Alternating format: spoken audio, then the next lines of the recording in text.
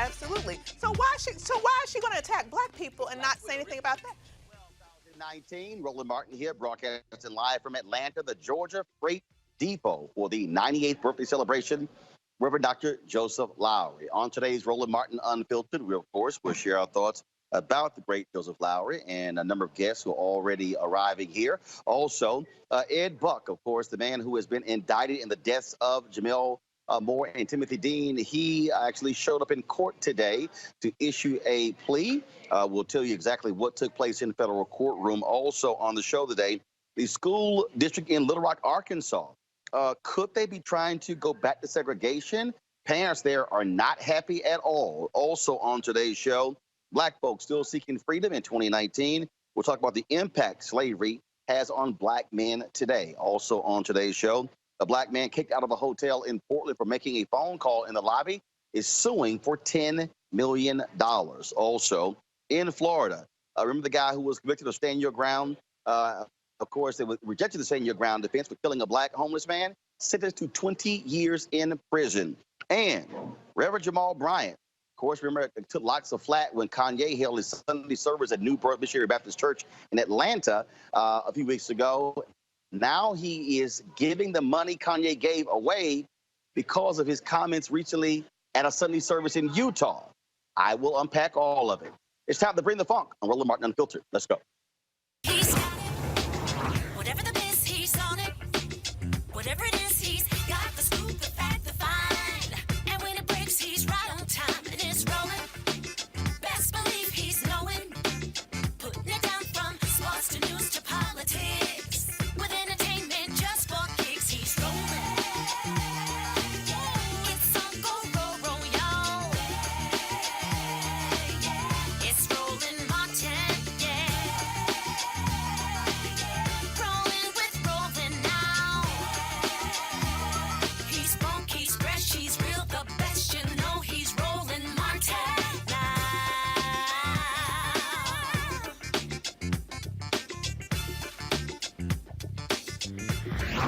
Martin. Hey, folks, Roland Martin here, broadcasting live from Atlanta at the Georgia Freight Depot for the 98th birthday celebration of Reverend Dr. Joseph Lowry. Of course, one of our civil rights legends, and I'll be emceeing the program a little bit later. But let's get right into our show in Los Angeles. Ed Buck appeared in a federal courtroom and pleaded not guilty for the deaths of Jamal Moore and Timothy Dean. Of course, he was, of course, charged 3 additional counts of distributing methamphetamine. Buck, of course, is a wealthy Democratic donor, was first charged in federal court in September with providing methamphetamines related to the 2017 overdose death of Jamal Moore. He was then indicted in connection with Moore's death, as well as the January death of Timothy Dean. His next hearing is scheduled for November 26th. He will remain in custody. He'll be arraigned on Friday in Los Angeles Superior Court on state charges, including operating a drug house. Go to our panel there. Dr. Greg Carr, Chair, Department of Afro-American Studies, Howard University. Dr. Avis Jones-DeWeaver, political analyst, and also Abisha Cross. She is political commentator and Democratic strategist. I will start with you, Avis. It was public pressure that actually brought this to bear. And what is shameful is that Jackie Lacey, the black district attorney there in Los Angeles County, was not the one to really pursue this. In fact, had this been left up to Jackie Lacey, Ed Buck would now be out of jail because he had the $4 million to meet his bail in state court. Of course, there's no bail on the federal level. And so if it were not for these federal charges, Ed Buck will be back at his home, likely doing the exact same thing. Chilling, getting away with murder. I mean, it is really unconscionable that it's taken this long. I mean, these are not the first 2 incidents that he's been involved with in terms of black men showing up dead in his space. And so it's good to see that finally it looks like there will be a measure of justice here. But it's a shame that when left to their own devices, specifically, as you mentioned, at the state level, he would have been able to get away with it once again. Misha, again, public pressure matters, and this is why it matters in this case. The protests shining a light on Ed Buck, the social media, the work of Jasmine Koenig and so many others, us, of course, putting issue on this show. The constant attention is what happened here. But the bottom line is 2 black men have died as a result of being in Ed Buck's home. This tells you that black lives don't matter, even to a black DA in Los Angeles County. Absolutely. It tells us that, but it also tells us that even to the LGBTQ organizations that are supposed to be fighting to protect people against this type of predatory behavior, black lives also don't matter. One of the things that we've consistently seen is that among those organizations, the faces are always white LGBTQ members. They are rarely black people in general. And when we see an issue like this, those organizations have largely been silent. Where's human rights? Where are all of these organizations that stand in the intercession for victims of these violent crimes? In Ed Buck's case, I agree. There was so much of a groundswell of individuals across Hollywood who have stepped out and have said, for years, actually, that this is what's happening. And it took a very long time. 2 people died. However, there have been dozens more who have almost died or have been held captive and have also been injected with these lethal drugs and have been a part of this secret sex dungeon or not so secret sex dungeon that he's had going on. And I think that this tells us something else about society, where everyone knows what's going on and it takes years for any legal charges to actually come up. Greg Carr, we've often talked about this whole issue that, again, for black folks, for black women comes up missing, there has to be protests, there has to be a massive focus put on mass media. The fact that this guy, multimillionaire, using his money to be able to keep his freedom, and again, thank goodness he's arraigned in the federal court, otherwise he would still be out. Absolutely, and I agree with everything that Dr. Jones-Weaver and also Sis Cross have said. I mean, when we look at this guy, Ed Buck is a former Republican. Of course, he's donated to Democrats now. But this is a story about class. It's about the super elite. This is a man who has supported LGBTQIA causes, but also engages, as we just heard Sister Cross say, in some fairly devious and deviant behavior, but his money shielded him up until now. And then when you see, you know, in our community, just because we happen to be from the same race, when you start disaggregating that by social class, these are some of the most vulnerable people in this society. So these black men who have been reared a certain way sexually and in their social class are at the bottom of the pyramid, even so much so, as we just heard, that you don't see people advocating for them. And finally, what you have echoed again and again, the fact that this show is one of the few places, along with the people in the streets, that is consistently talking about this. This isn't going to be covered in any way on Eurostream or commercial white media. The fact is that popular pressure is what leads to transformation. And that's always been the case. There's only one weapon you can use against money. That is people. People have to be organized to deal with people who have money. All right, folks. Again, he's going to be the next court date is in November, so we'll certainly be covering that. And want to thank Jasmine Kanye for keeping us updated. She also, of course, posted on her social media account a video of Jamel Moore's mother and Timothy Dean's sister actually meeting in a restaurant and hugging. Quite emotional. These 2 black women, of course, in an unfortunate situation, their loved ones dying in Ed Buck's apartment. Both of them, of course, seeking justice. Going to a break. We come back. We'll talk Reverend Jamal Bryant. He pretty much said, Kanye, don't sit here and play with Jesus in your Sunday service. I'll unpack that when we come back on Roland Martin Unfiltered. You want to check out Roland Martin Unfiltered? YouTube.com/Roland S. Martin. And subscribe to our YouTube channel. There's only one daily digital show out here that keeps it black and keep it real. It's Roland Martin Unfiltered. See that name right there? Roland Martin Unfiltered. Like, share, and subscribe to our YouTube channel. That's YouTube.com/Roland S. Martin. And don't forget to turn on your notifications so when we go live, you'll know it. All right, folks, you've heard me talk a lot about marijuanastock.org because I want to keep you informed of investment opportunities that make sense. And we've all watched the growth of the cannabis industry. A recent report by New Frontier Data estimates the global cannabis market at more than $340 billion. We know that marijuana legalization is sweeping the country state by state. We also know that marijuana has a good cousin, the hemp plant, with a much higher concentration of CBD. That means hemp gives you all the medical benefits of marijuana without getting you high. Until recently, hemp farming was practically illegal in the U.S. and heavily regulated by the DEA.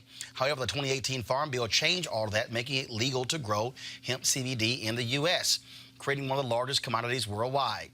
They need land to grow all the plants, and that's where our good friends at 420 Real Estate come in. Their business model is simple. They buy land that supports hemp CBD grow operations and lease it to licensed, high-paying tenants. That's right, there are hemp CBD landlords, and you can get in on the action. Now, what they've done, 420 Real Estate has done is offer this special deal for the folks who watch Roland Martin Unfiltered. Originally, the minimum investment level was $500. Now you can invest in this crowdfunding campaign for as little as $200 up to $10,000. Again, this is a $340 billion industry that is still growing. You can participate with as little as $200. To invest, go to marijuanastock.org. That's marijuanastock.org. Get in the game and get in the game now. All right, folks, a few weeks ago, Kanye West attended New Birth Missionary Baptist Church in Atlanta, pastored by Reverend Jamal Bryant. He took his Sunday service there. It was a packed place. Reverend Jamal Bryant said more than 100 folks actually committed their life to Christ. Just so many millennials who were there. And a lot of people who criticize Reverend Bryant for having Kanye West there leading his service in the pulpit. But Reverend Bryant said, look, his job is to reach people who would not ordinarily be reached by normal means. Well, last weekend, Kanye West held his Sunday service on a Saturday in Salt Lake City, Utah. During that Sunday service, he actually made some comments where he talked about why he was voting for Donald Trump. Talked about Republicans were the ones who freed the slaves, and he talked about, again, that support. Well, that unleashed lots of criticism. And last night, Reverend Bryant took the Periscope to share his thoughts on this and also made an announcement regarding a big donation Kanye West gave to his Atlanta church. To say that you unashamedly support Donald Trump when he called the mother continent of Africa a collection of S-hole nations, smacking the entire diaspora in the year of the anniversary of the year of the return. This same Donald Trump, who in fact brought in all of the presidents of United Negro College Fund, HBCUs, and promised them that he would give funding, hadn't given a dime. And still, he says he supports them. I don't align with the statements of Kanye West. I don't endorse it, nor do I subscribe to it. And I am not a runaway slave. To that end, Mr. West made a significant donation to New Birth Cathedral. But I do not want to be guilty of double speech. So I met with my team today, and the donation that he made to our church, I am now redirecting. And I'm going to be giving that donation he gave to Morris Brown College. I'm giving it to Morris Brown College because Kanye West's mother was a professor there, Dr. Donda West. Morris Brown College is one of the oldest black colleges in the state of Georgia. But with the money, Kanye, that you gave to me, I'm going to redirect that and open up a scholarship in your mother's name in the English department so that an entire new generation will be able to read, comprehend, write essays, directions, letters, and hopefully policies that will reverse what Donald Trump is endeavoring to do.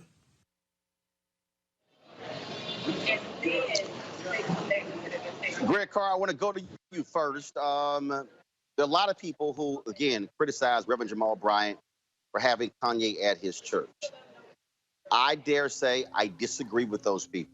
The reason I say that is that you look at the Sunday service, look at those previous Sunday services, Kanye West, it was music driven. It wasn't about politics. But what he did in Utah is what changed the game. And it caused people to say, oh, is Kanye using Sunday service as a rally, if you will, for Donald Trump? To me, it makes perfect sense what Pastor Jamal Bryant did by saying, giving that money away, not going to the church. He certainly was bothered by what Kanye had to say. And frankly, to me, made the right move. Your thoughts? I agree. I mean, I think, you know, Dr. West, Dr. Donda West, who not only taught at Morris Brown College, taught at Chicago State University, spent a great deal of her life, that's right, and career at HBCUs and with black students. I think it's a wonderful and fitting tribute, particularly, and we know Morris Brown needs the money. As it relates to whatever Kanye is or isn't doing in the church, you know, my dear brother, I don't really have a dog in that fight. I don't believe that we should be listening to celebrities for anything politically. If they haven't distinguished themselves, unless it's Paul Robeson or Nina Simone, I don't really see the need to try to parse through anything Kanye West says. And if he wants to go in the church, the doors of the church are open. I would agree with Jamal Bryant or Michael Eric Dyson or anybody else that says whosoever is, let them come. The only other thing I would say is this. You know, the important thing for me, what we just saw on Periscope, is that Jamal Bryant said, I met with my people, with my directors, with my board. No individual should be making decisions for institutions. And we got to get away from this celebrity culture where we listen to one person as if they speak for everybody. And I'm sure that board said what ended up being the decision that Jamal Bryant did not take on his own. So altogether, I think it's about the best you can do. Avis, the reality is when you look at the Sunday service, when you look at what Kanye West is doing, again, some people said, is he being for real? Is he being serious? He apparently is putting out a gospel album. But I think what really jumps out here is the fact that here he had an event that was supposed to be a religious service, and all of a sudden he turns it into a rally for Donald Trump. Yes, Donald Trump did win Utah. Yes, he might be talking about Jesus in Utah. We know that there are Mormons, but it is an issue of accountability, I believe, when it comes to the black church. When you recognize what somebody's doing, and I think in this case, this was a smart move. Your thoughts on this whole issue? Well, I'm certainly glad that the donation is being made to an HBCU, and specifically in memory of Kanye's mother. I personally believe that he still is struggling after losing her. Now, as to his antics in Utah, you know, I just find it interesting that if he feels so strongly about it, why did he wait until Utah to go into this pro-Trump screed? He was just in Atlanta. He didn't have the nerve to say that in front of a church full of black folk. I'm just wondering why he waited until he was at Utah to say this. And so, you know, I'm one of those people that's a little bit more skeptical about his transformation. You know, I really believe this is a marketing scheme for his next album. And I think that he will morph to best be able to relate to whatever crowd he's in front of at the moment. And so that's why when he was at the black church, he said nothing about Donald Trump. He's going to sit there and try to get everybody all hyped with his music, which is good, but I'm going to tell you, I can find music that beautiful in any church, in any black community around this nation, so I'm not particularly impressed by it. But when he was in Utah, he did what one would expect him to do in front of thousands or how many hundreds of white folks that was there. He capitulated to what he thought their desires were. And at the end of the day, I think he's looking to maximize his bottom line once his album comes out.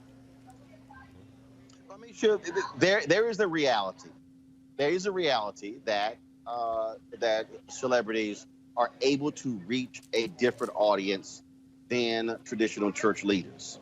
I remember watching that video. First of all, that was a time when, you know, New Birth Missionary Baptist Church had 20,000 plus members, where every seat in that facility, which seats 10,000, would be filled. I remember being there in 2000, where a long call for a men's meeting it was a Sunday. 2 days later, 4,000 black men were at that church. Obviously, when he got hit with sexual assault charges of being involved with men in that church, it just plummeted, and then their membership went down to under 1,000. And so that church was jam-packed when Kanye was there. In that video by Brian, he said that some 500 millennials were in line at 6 a.m. or 6:30 a.m., and the church didn't start till 9:30. But what you'll see here is that's one side. Now, the flip side is what then happens when you have a Kanye who all of a sudden somewhere else begins to turn it into a Trump rally, And that is what changes this whole deal. And so clearly, Bryant realized they needed to address this issue. Absolutely. I feel like at the end of the day, the recognition has to be here. People came to that church for Kanye. They didn't come to that church for Jesus.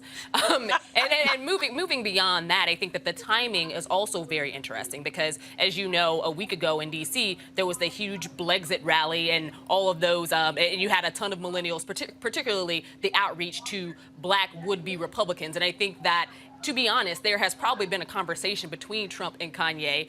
You know, he's elevated Kim Kardashian in the criminal justice space and everything. There's probably been a conversation between him and Kanye about what Kanye can do for him. And I think that at this point, it is the Trump campaign wants to get more black support. They've offered to pay different rappers, athletes, and others to come out and basically tout the campaign initiatives for them. And I think that Kanye is somebody who he sees as a friend, somebody who is well known, somebody who has respect in the black community, someone who he thinks can really help carry the mantle for him. And I think that he was using his Sunday service as that. I agree with Avis that at the end of the day, he wasn't going to do this in a black church in Atlanta.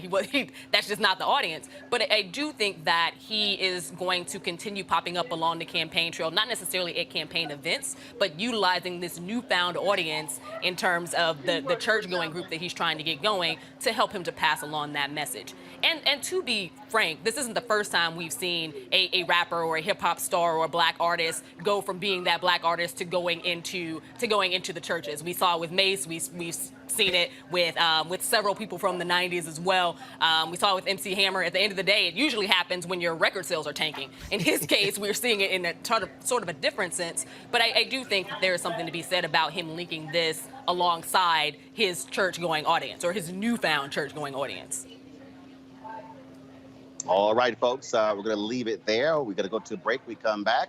Our weekly 1619 to 2019 segment. We'll talk about slavery and the impact on black men. That's next. Roland Martin Unfiltered, broadcasting live here from Atlanta for the 98th birthday celebration of the Reverend Dr. Joseph Lowry. We'll be back. You want to support Roland Martin Unfiltered? Be sure to join our Bring the Funk fan club. Every dollar that you give to us supports our daily digital show. There's only one daily digital show out here that keeps it black and keep it real as Roland Martin Unfiltered. Support the Roland Martin Unfiltered daily digital show by going to RolandMartinUnfiltered.com. Our goal is to get 20,000 of our fans contributing $50 each for the whole year. You can make this possible. RolandMartinUnfiltered.com.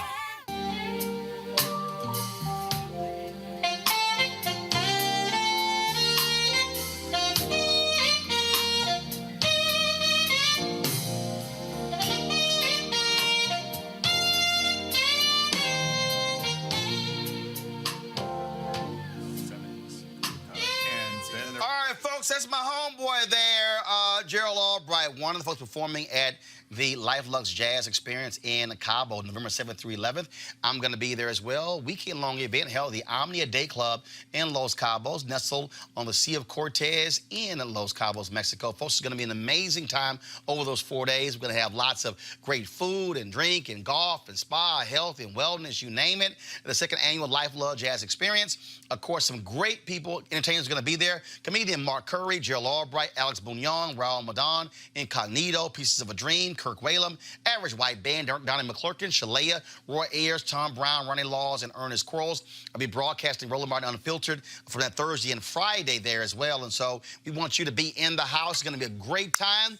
Go to LifeLuxeJazz.com, LifeLuxeJazz.com for more information. Packages are going fast. You also want to book it soon so your airline tickets are not crazy high. So go to LifeLuxeJazz.com.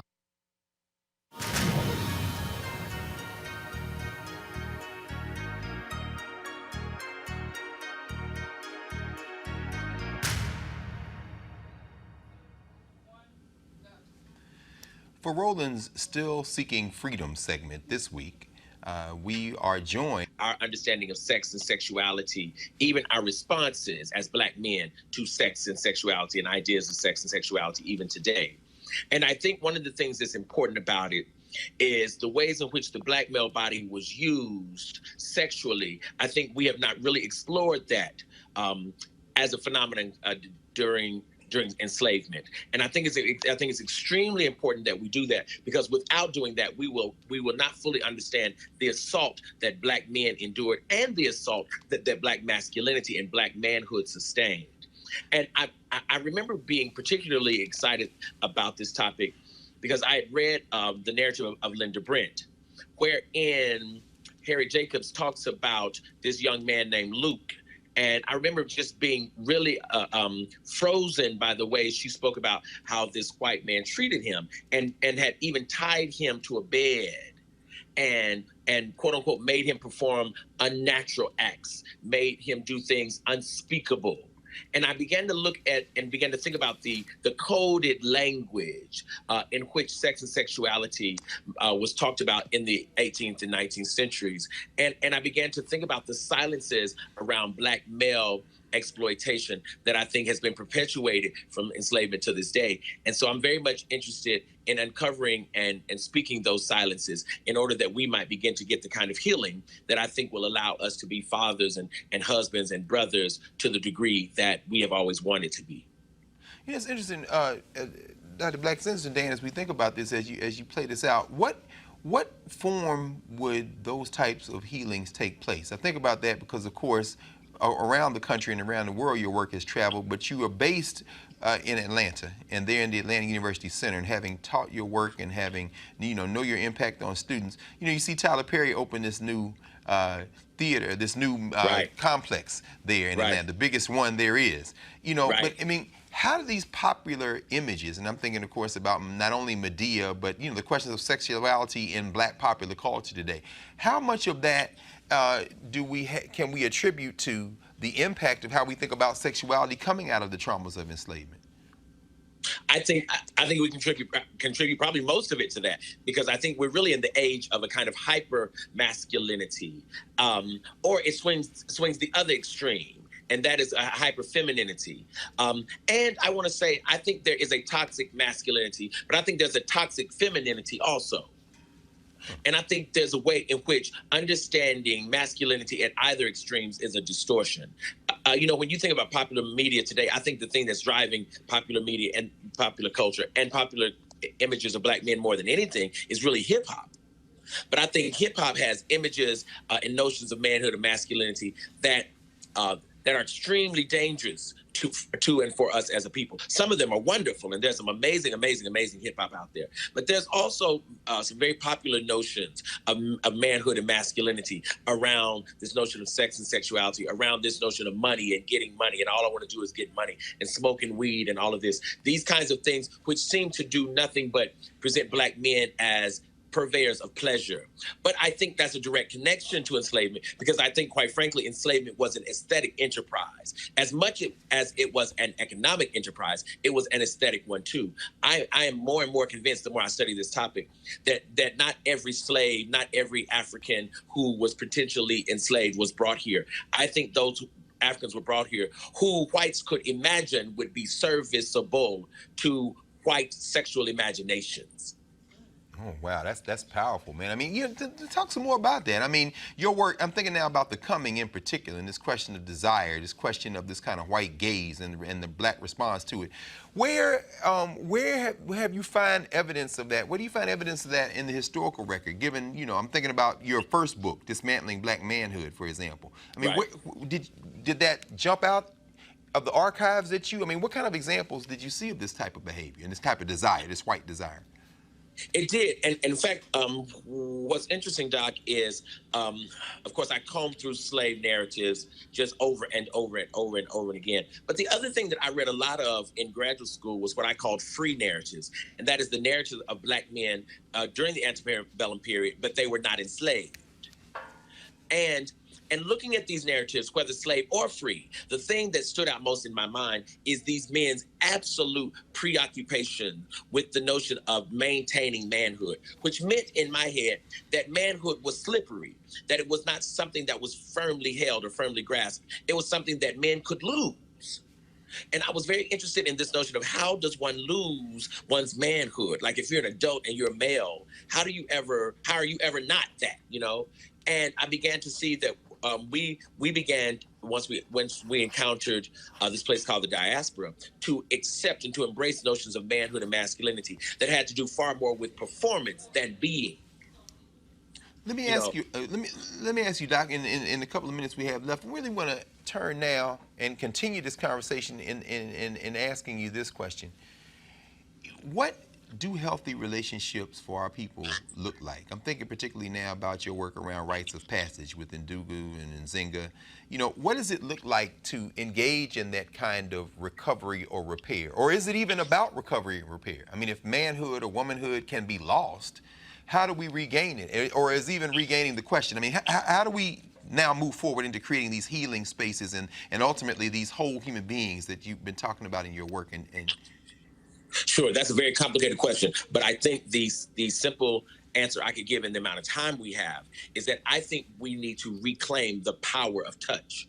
I think one of the things that has not happened since the Middle Passage, literally since we were forced to lie on top of and next to and alongside each other, I think that we have avoided in many instances touch unless it was violent or sexual.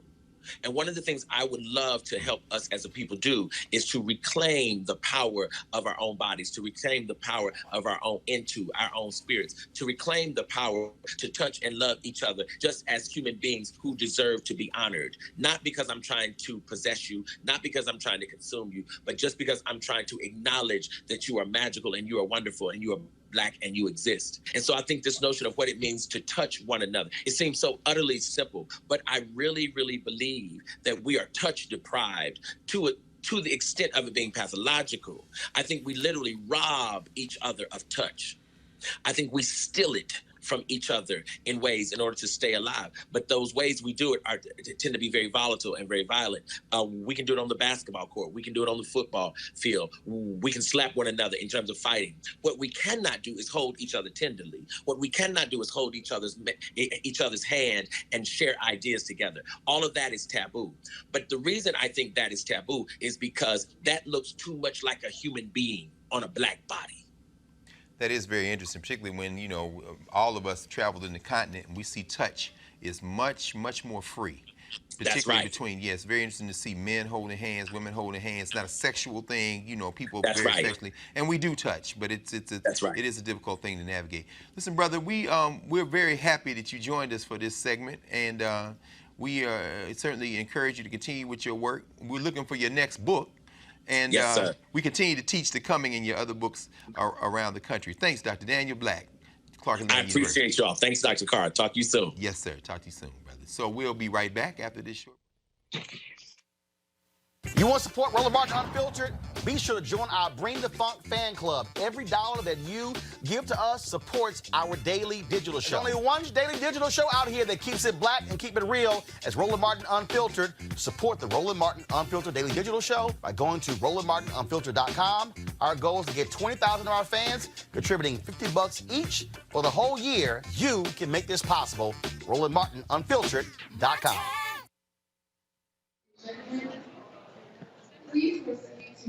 Oh, man, how hard is it to be black? A black man in Portland, Oregon. Remember, he was accosted in a hotel where he was on the cell phone talking to his mother, and a security guard came up to him and said, "What are you doing here?" Demanded proof that he was actually staying in the hotel. Demanded to see his room key, and he continued to press him. Well, Jermaine Massey is now suing the Hilton Doubletree in Portland for $10 million. What eventually happened was that the security guards told Massey he was loitering and that he was a risk to the safety and security of the other guests. Eventually, the hotel manager called Portland police, who then escorted Massey out of the hotel. Massey was not arrested, and the police officer who responded to the incident offered to drive him to another hotel. We'll keep you updated on this suit. Amisha, what it just goes to show you, and this is a thing that white Americans don't understand. In fact, I had a black conservative who was upset with me because of our crazy ass white people segment. He was like, "Well, what if somebody else had a segment called Crazy Ass Black People?" You don't see black people doing the kind of stuff where calling the cops on somebody black who's barbecuing, or saying your car was 1 inch in the crossway, or selling lemonade and then calling the cops. You don't see that happening. And here's the case where, again, brothers in the lobby talking to his mom on the cell phone, staying at the hotel, but they say, "Oh, I'm sorry, you're loitering." This is called being black in America. Absolutely. And anyone who doesn't see it or understand it is someone who refuses to see it or understand it.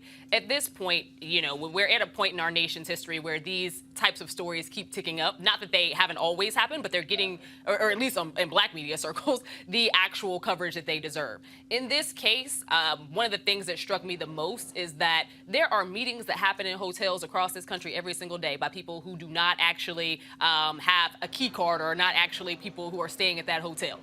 They are as frequented by people who are just there to hang out or to meet somebody else as a Starbucks is, with people not actually purchasing or doing anything other than having conversation. And those folks rarely, if ever, again, unless they're a black man, have someone who steps up and asks them any questions whatsoever. So I think that this also goes to the fact that we know that there are people who hang out in hotels and have those conversations, and if there is a loitering rule, then that loitering rule should apply equally to everyone. But there is absolutely no reason why you should confront someone who is literally on his cell phone, not bothering anybody, and basically be forceful towards them and elicit the type of behavior that we saw this individual doing. I think that this goes to show, one, how, again, people in authority, literally white people in authority, often view black bodies, specifically black men.